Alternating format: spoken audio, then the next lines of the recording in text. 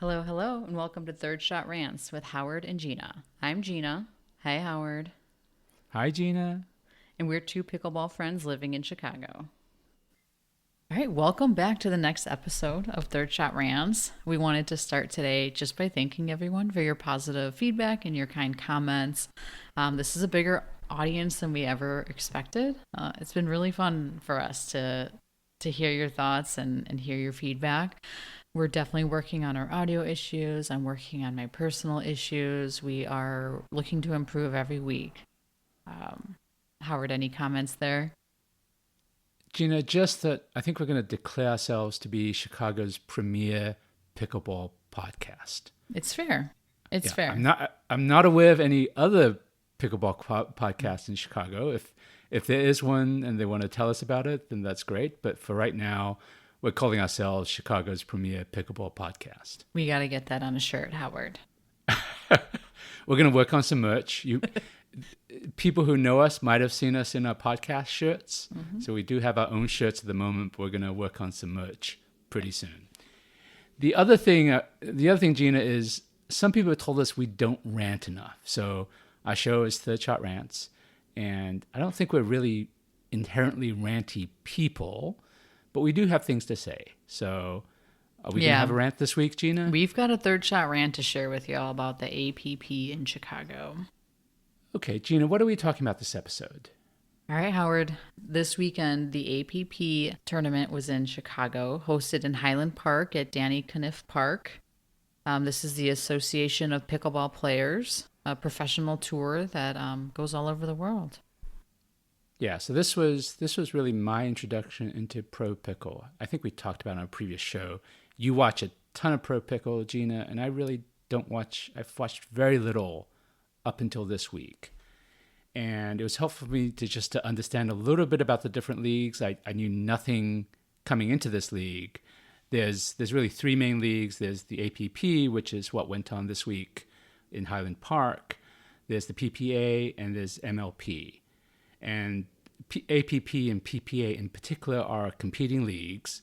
PPA has signed up probably more of the big marquee names that you will have heard of. So it's Ben Johns and Annalie Waters.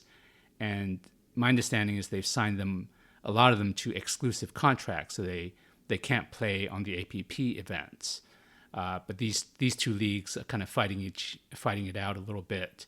And PPA is probably sort of the big marquee league, but there's a lot of super impressive players in APP as well, as we saw this week. And then MLP is a team format that has overlapping ownership with the PPA. So a lot of the PPA players move back and forth between PPA and MLP, but I think some of the APP players also play on MLP. That's a little bit of background that was helpful for me in terms of understanding where APP fit in terms of everything in the pro pickle world. It's a great summary, Howard. So Gina, you had a busy week, right? I know you started on Tuesday with a little bit of volunteering at the APP. What was that like? It was a lot of fun. I really enjoyed doing a little bit of behind the scenes stuff. So on Tuesday, we were setting up for the tournament. We were tasked with assembling, I think, 15 permanent style nets that went over the tennis courts and also for center court that they built up for this event. Made a new friend, Lori. We were trucking these pieces off of a trailer and setting them up. Good manual labor. I felt like a little bit sore the next day. It was great. I had a fun day. So Lori, the lady I worked with, she works at Lakeshore Sport and Fitness downtown, so I definitely want to get down and visit her. Got to talk a lot of pickle with her and just the excitement of this tournament coming to town. But overall, it was a great experience. So I found out about volunteering through a friend. Our friend Julie forwarded me an email about volunteering there. I'd never even been to the APP before, so I was like, okay, this sounds great. You get in for free every single day if you volunteer. That was fantastic for me. I was not really planning to go every day, and then I just ended up having so much fun watching. So Great experience to be there. The volunteer coordinator Dawn is fantastic.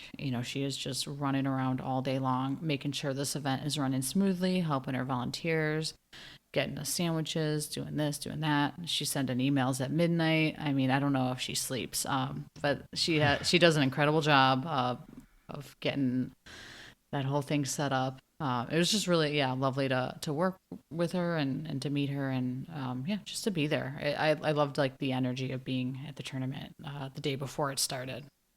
So the main court, the center court that was set up just for this tournament. Yeah, so it was on the basketball court. They took down the hoops and they laid down a court, and I saw them spray painting that Humana in the kitchen and branding there and getting everything set up. So yeah, when I was there on Tuesday, it started with nothing there, and they got a really nice little court set up there.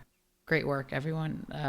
Just so many people involved to get a tournament like that set up, and yeah, it was really fun to be a part of it. I definitely recommend the experience. A really fun day, and it was worth it to like come back every day for free and just enjoy pickleball and meet new friends. Yeah, that's awesome. That sounds like a good experience. Mm-hmm. So I know you had a chance to watch some friends in matches as well. And we did, this is going to be our first recorded interview that we're going to play. And this is our friend Angela who played in the tournament. So we're going to run the interview right now. Hey Angela, thank you for joining us on Third Shot Rants today.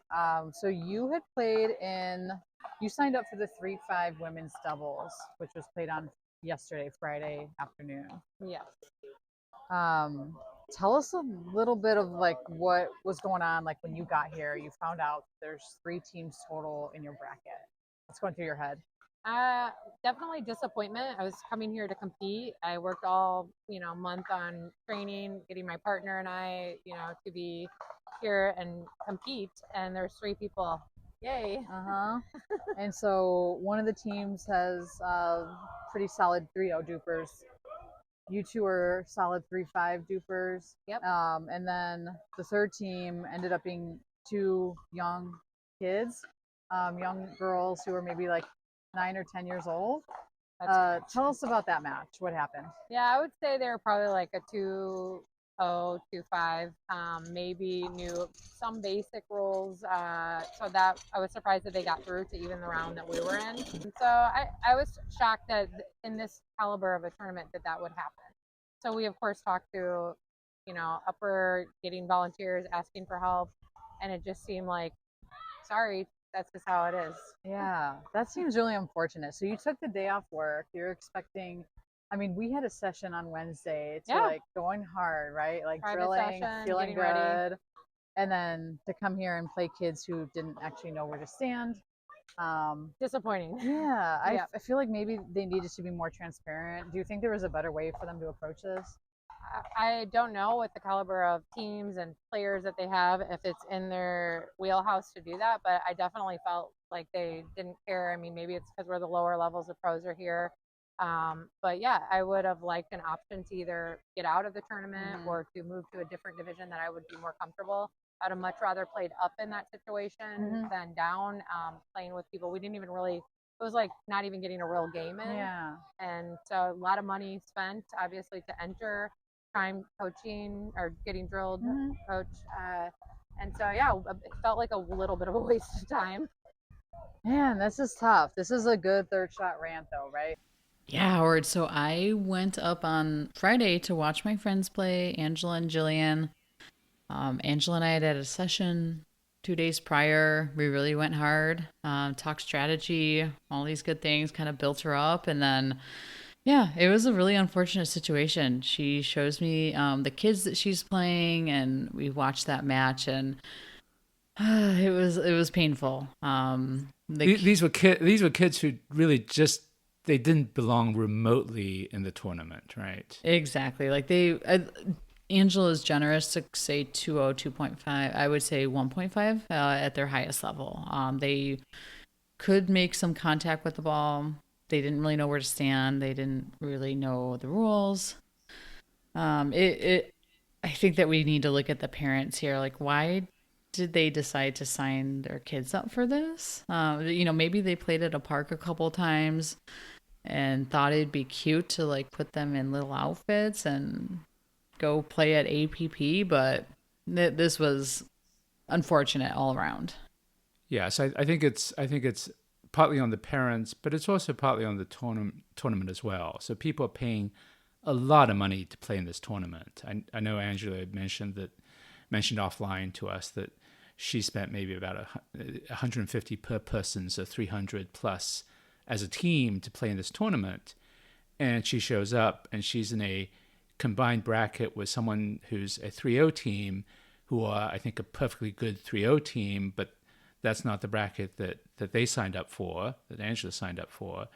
And then there are these kids who I'm sure, lovely kids, but they don't belong in either 3-5 or 3-0 tournament. And I would say the fact that they actually signed up for 3-5 is kind of astounding. That's right? A choice, Howard, right? Yeah. There was a 3-0 bracket they could have signed up for, but they got signed up presumably by their parents for 3-5. And it's, you think of someone, you spend time preparing for this tournament, not just the money, but the sort of the energy and the preparation, and you're really psyched up for it.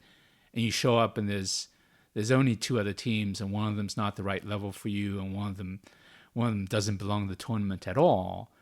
And I don't know what, I don't run a tournament. I don't know what the right way is to deal with this, but one of the reasons you pay a ton of money to go into a tournament like this is presumably because you expect that the people who run the tournament do know how to do this and will set up a reasonable bracket for you to compete in.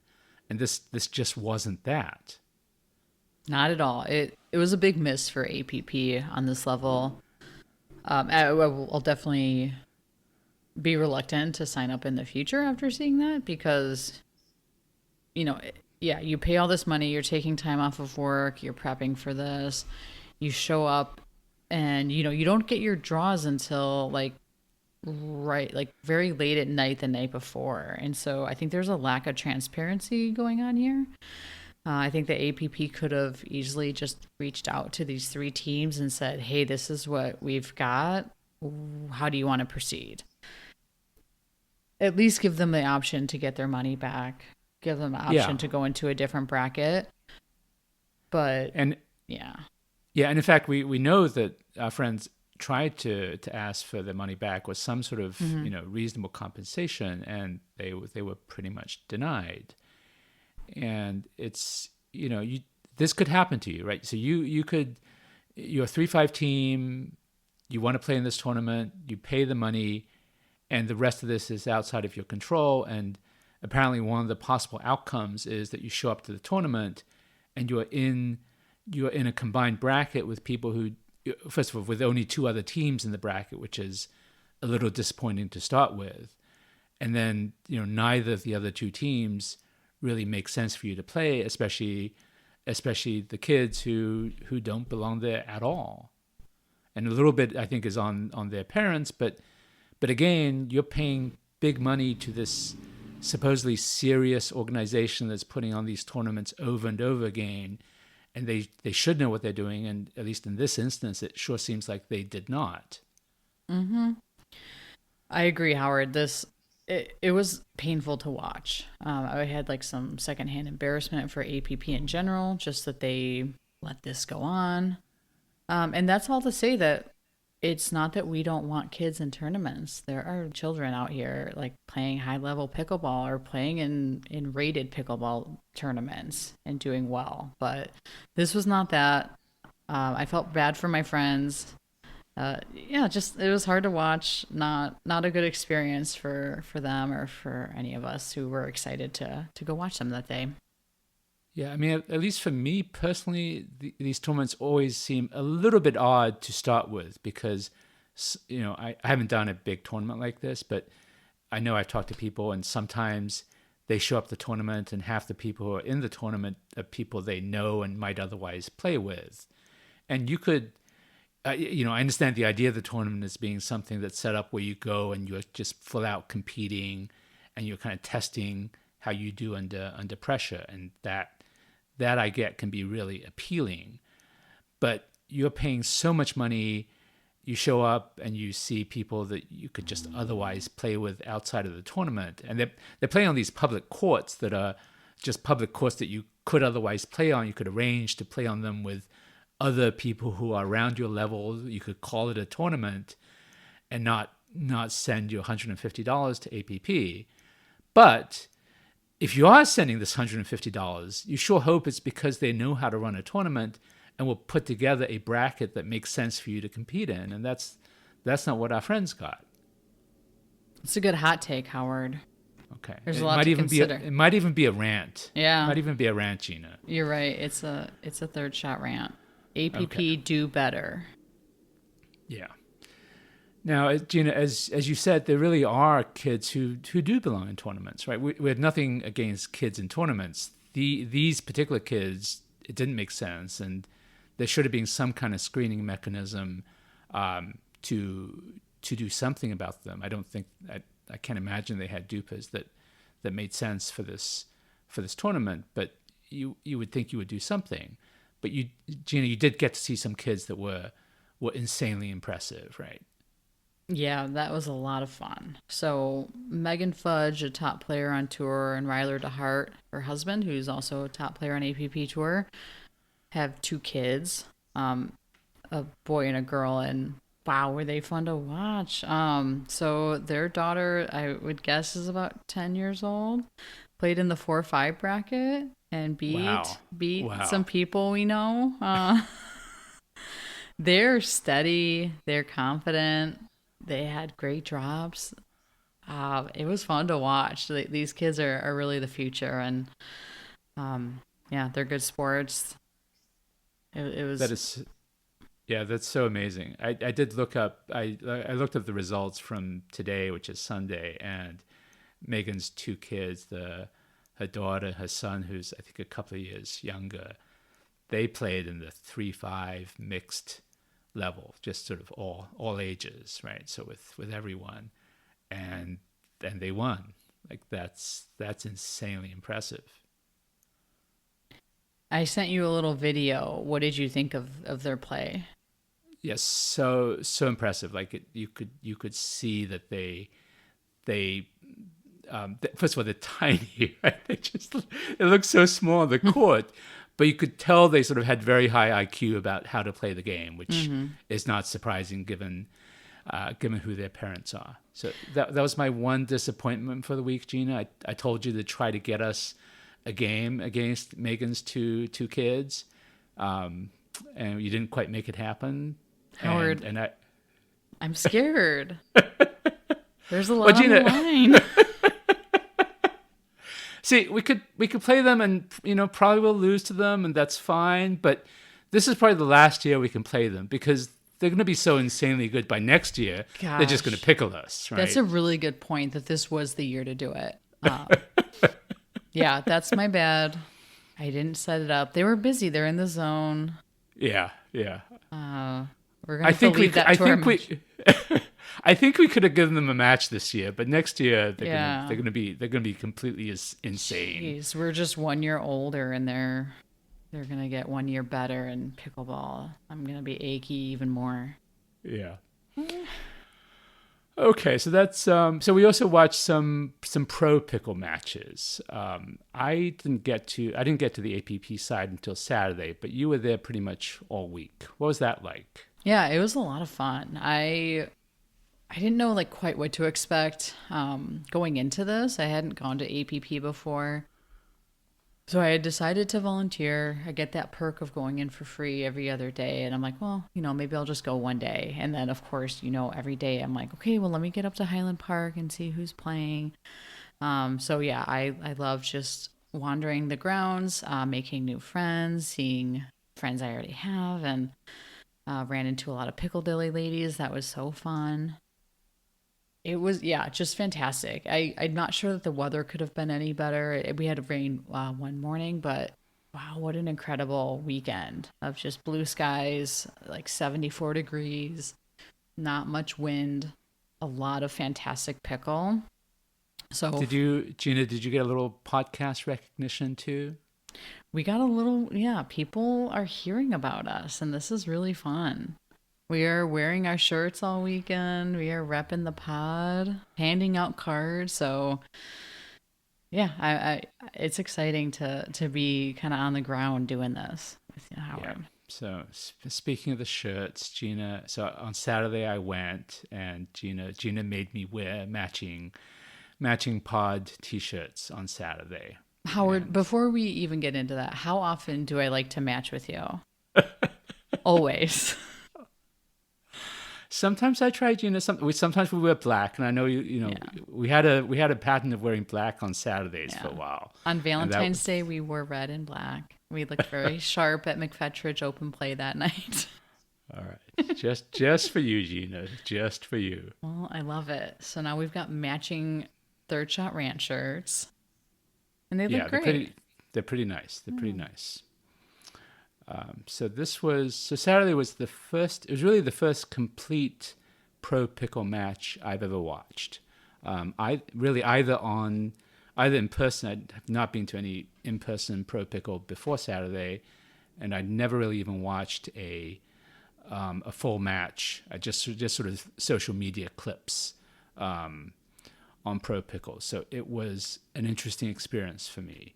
Howard, how often are you going to sporting events or watching sports on TV that aren't pickleball? Just to get an idea. I just want to set the stage.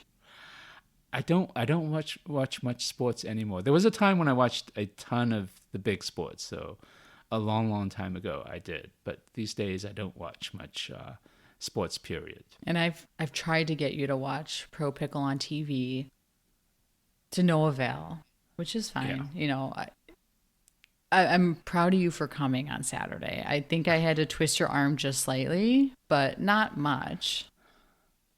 There was a moment I woke up in the morning and I had my podcast T-shirt hanging up, and I saw it. It's like, God, I'm gonna wear this shirt and be matching with Gina. I'm like, okay, Yes, you are. all right, I'll do it for you, Gina.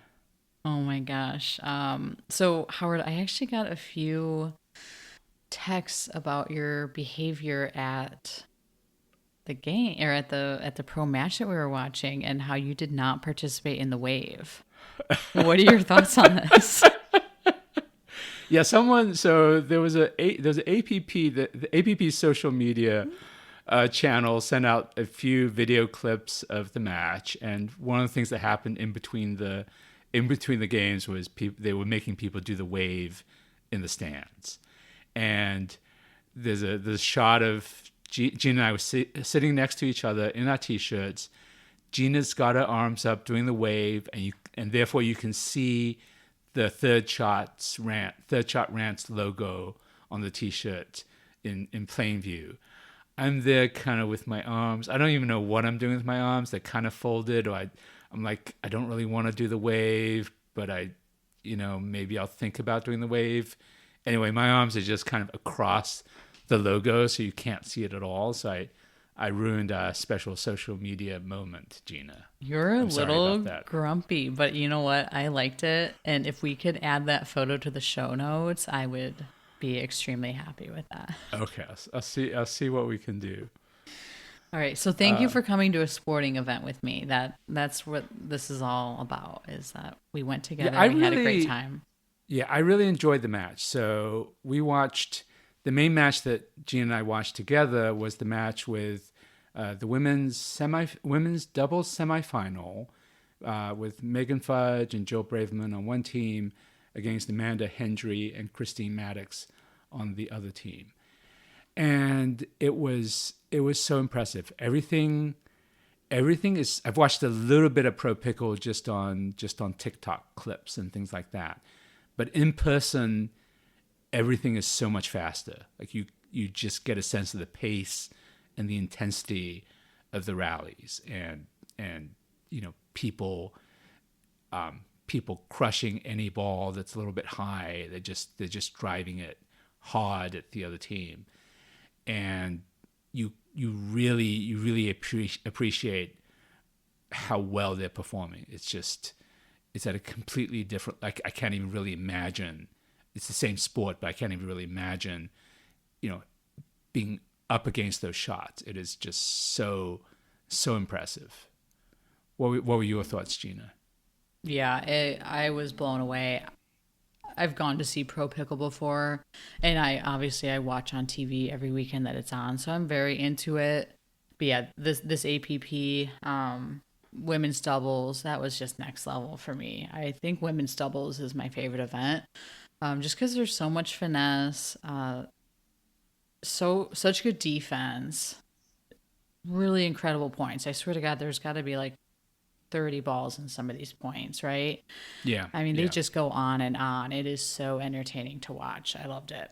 The other thing I thought was really notable was how positive everyone was. So I think we were rooting a little bit for Megan and Jill because we've got a very special interview coming up with Megan. So we're rooting for her a little bit. But everyone was super positive. But Megan and Jill, they were so supportive of each other and just kind of so fighting so hard, but upbeat all the time. It was amazing to watch. The positivity was probably the biggest takeaway for me in APP this weekend. I saw it on, I think, probably every single court that I watched. It was so much of keeping ourselves like on court in that mental state of I can do this, we got this, keeping your partner feeling good when they make a mistake. These little things, I mean, it really like just stole the show for me. It was a little bit overwhelming at some points. Like I loved just watching like Jill might hit a shot out and like she would just get the biggest smile on her face, be like, this is okay, we got this, it's you and me, next shot, next game, next point, anything. I really liked watching Will Howells. Just such a pleasure. He plays an MLP on the New Jersey Fives. He never ever missed a chance to tell an opponent that they had a good shot. So have a great rally. He always giving kudos to the other team when they win that point and just acknowledging that was awesome. That was a friggin' good shot. We're not just like stuck in our own heads and like we're not like losing that like the kindness and like the joy of the game in even these high level matches. Yeah, and I think there are really lessons or there should be lessons for people from this for rec play, because these are professionals. This is their job, their profession, and this really matters for them. And if they can compete at this level, but still maintain an upbeat atmosphere, then if you're playing some silly little rec game that's a nothing game, right? That's a nothing game. On a Tuesday morning, you can have a good attitude if these professionals are doing it during the most intense semifinal and final matches that you can imagine. Yeah, this one's tough for me, Howard, because I will teach a class at Pickledilly. I'm thinking of my Thursday morning ladies. We'll talk about a skill that we're working on, and my advice at the end of class is always, hey, when we're at open plays this week, this is what we're thinking about. Maybe we're working on this one shot. And there's always a couple people who will be like, well, if I miss a shot, my partner's gonna be mad at me. And I'm like, who's your partner? Like, who are you talking about? And they're like, well, just at open play. And I'm just kind of beside myself at this point that we can't go practice at open play because we have to worry about Joe Schmo's feelings of missing a two-handed backhand because that's the skill that we're working on. How else are we going to be adapting our games, improving, or anything if we can't practice in rec play? Yeah. But it really is true that, you and I we've all played with people in open play who are just kind of shitty to their partners, who, I may be better than my partner, but he's getting upset if I ever miss anything. That's not a pleasant experience to play in. And as you said, it's not a welcoming environment for you to work on your game, which is what we all should be doing. especially in a casual rec game. You guys, I am so serious. It is our jobs to lift up our partners, keep them feeling positive when they mess up. We aren't telling them that was a bad idea or don't do that or blah, blah, blah. Keep it positive. Be kind. It's pickleball. We're having fun, right? Remember, we're having fun. Yeah, I think that's a really important lesson that we learned from the pro matches at APP, and that I think everyone should learn. Yeah, so I do hope that, gosh, I would love to see that trickle down very far. Yeah. And I'll talk a little bit about, I've been to one PPA event, and then this was my first APP event. And I had a different experience at PPA. I went to go watch in Milwaukee in last year, 2024, for Championship Sunday. This was a little bit hard for me to watch in person. The energy is just very different. And I'm not hating on Anna Bright, but the way that she would scream at the poor Kawamoto sisters' faces when they hit an unforced error, I am horrified. I'm sorry. Like I was not like brought up to cheer on someone's unforced error in such an aggressive way. There's just something that's like a little bit too much for me there. The screaming and staring at people is just a lot. I think a lot of the guys on tour on APP did a good job at keeping themselves pumped up and like shouting after they turn around and like pumping themselves up. Yep. What I'm talking about is more of a stare down and just screaming in your opponent's faces when they hit an unforced error. And I am an Anna Bright fan. I wear an Anna Bright Yola shirt fairly often. It's really just like that experience for me was like, it's just not my vibe. It's not for me. I don't know that. I know she's on a whole like an incredible level of play. It's just a lot to be screaming at people when you're out there. Yeah, I know. I thought that was one of the impressive things from Megan and Jill, that they were not just positive, but they were also able to kind of pump up the crowd when they made a great play or a great shot. Like they were able to kind of rile up the crowd a little bit, but in a way that really seemed positive, that they were not putting down the other team at all, but they were really pumped about what they had done, and the crowd got into it, and it seemed very authentic and very sportsmanlike, and they were able to get themselves pumped up without putting down the other team. Yeah, they were. I mean, they're just like APP sweethearts. I feel like I adored them the entire time watching. I had not known who Jill Braverman was before this weekend, but I have been following Megan Fudge for a while. Yeah, that was so fun. Just all the little like quips and the smiles at the crowd and just getting us involved was really fun to be a part of it. It's not a huge crowd, but she really got everyone going, and it was a joy to be there. Yeah. So that brings us to a special interview. So you interviewed Megan, and she was gracious enough to give us some time on Saturday after her semifinal win that we just talked about. I thought you did a great job on the interview, but I thought especially it was very insightful from Megan in terms of talking about how she and Jill think about maintaining a positive attitude in a way that's not artificial, that they really are frustrated, but they're able to work through that and stay upbeat and stay positive and supportive of each other. So we're going to run that interview now. All right, Howard, we've got Megan Fudge here joining us for Third Shot Rant. She is killing it at APP this weekend and 2 finals tomorrow. Megan, thanks for joining us. This is so nice. Yeah, for sure. My first question, I saw that you started playing pickleball in 2021. Can you tell me about the first time you held a paddle? Like, were you reluctant? To be honest, like I grew up playing squash and badminton and tennis, obviously, and table tennis.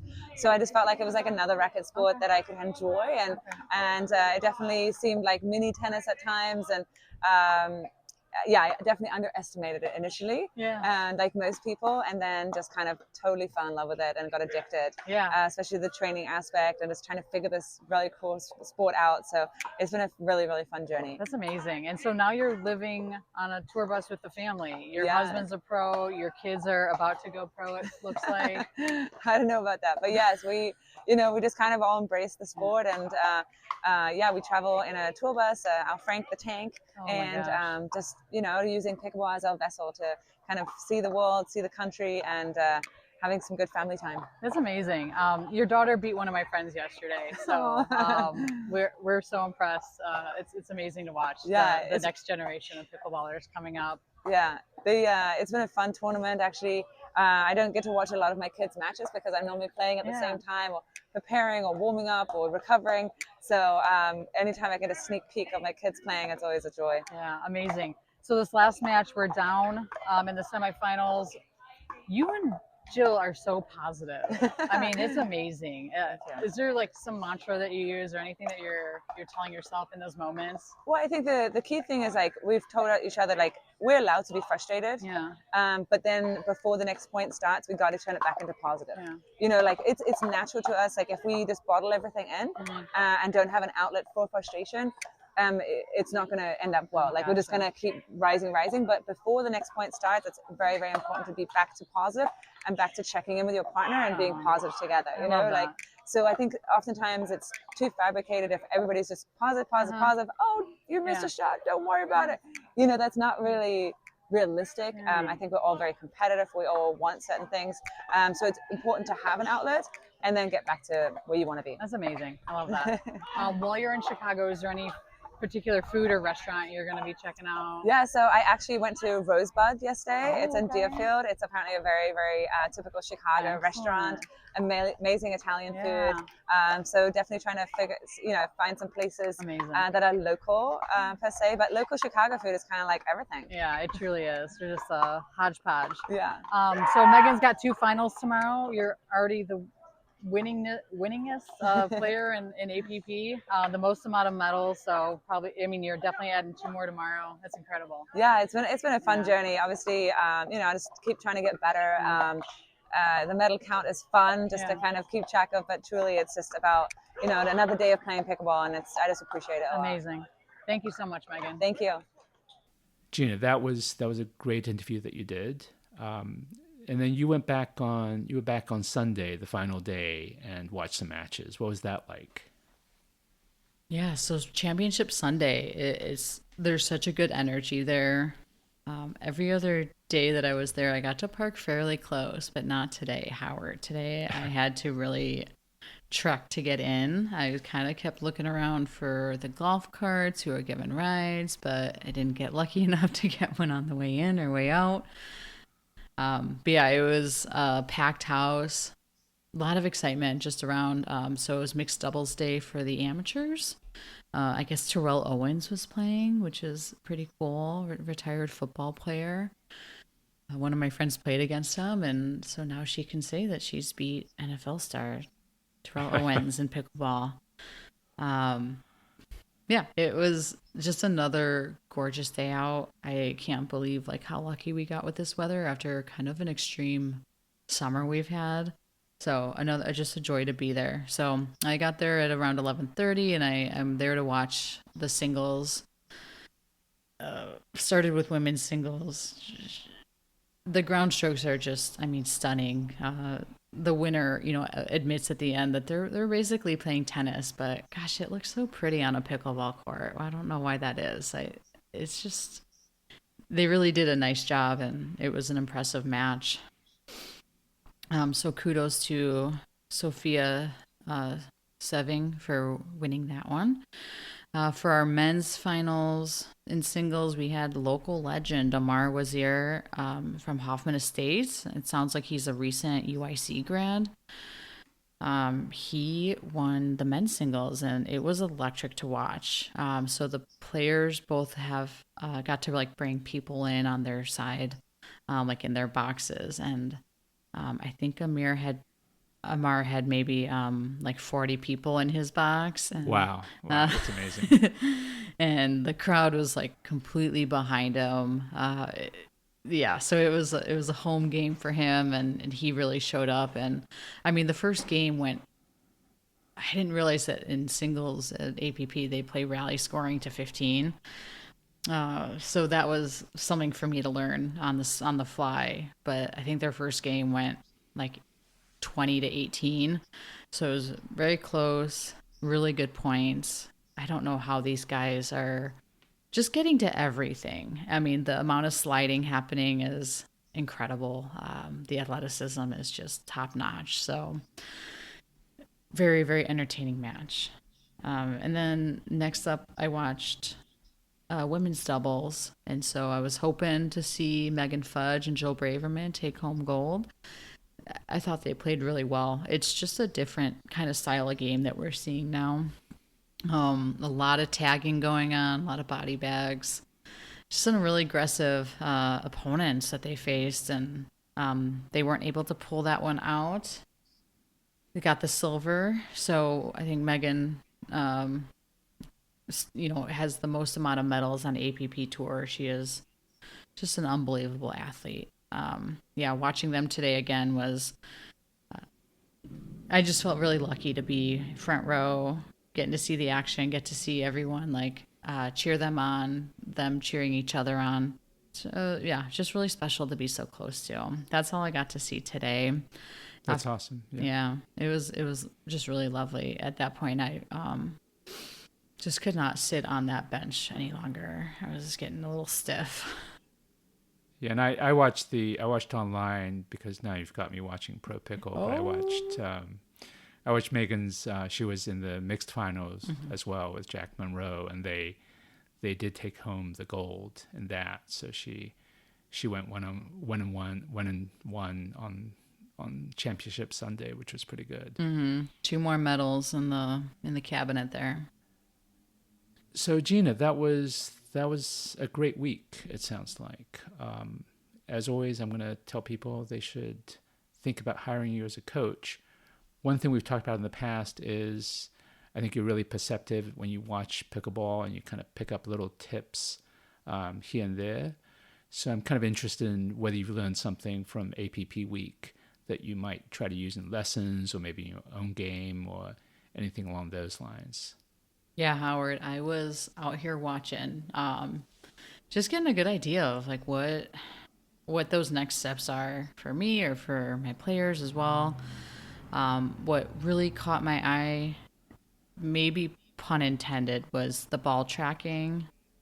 So these players, I think Jack Monroe does it textbook style. Like, it is so exaggerated the way that he is tracking the ball with his eyes every single place it goes in the kitchen. I got a good video of it, so if it looks good, I'll post that on the notes too. But I really enjoyed watching him watch the ball. It just like really kind of clicked for me of just how like intent the tracking of it is, and like this ball is moving quickly. He's so engaged. There's no like looking away for even a second when that ball is at the kitchen, and it really just, it was something that I saw at every single pro court. It was very intense ball tracking. So we know, like, keep that paddle tip following the ball, but those eyes are all over as well. It is tracking that ball every movement. The other thing that I really liked was just the off-pace balls. I think it's just a good reminder that we don't have to be hitting everything as hard as we can. We can hit a whole bunch of winners going a little bit slower than what our opponents are expecting. So that was just a fun reminder. So I kind of threw that out this morning a little bit and had some success with it. And then I had, what kind of shots are you thinking about for the off-pace balls? Yeah, so really, there might be a little bit of a firefight happening, and instead of like a super hard counter, there was just something that was just a little like slower, just taking that heat off. That seemed to have a good amount of success with people. The timing is just a little bit harder to track, and yeah, those ended up, a lot of times being mishits. So that was A good reminder too, especially just with people starting out, that we do not have to be hitting this ball at like 150% by any means. We can be really smart and win a lot of points, and not be hitting the crap out of the ball. That's great. That sounds really really productive. Now, Gina, you also said there was a lot of body bagging in the women's doubles There matches. was. Are you going to be teaching body bagging? So, uh, yeah, maybe we'll put that on the schedule. No.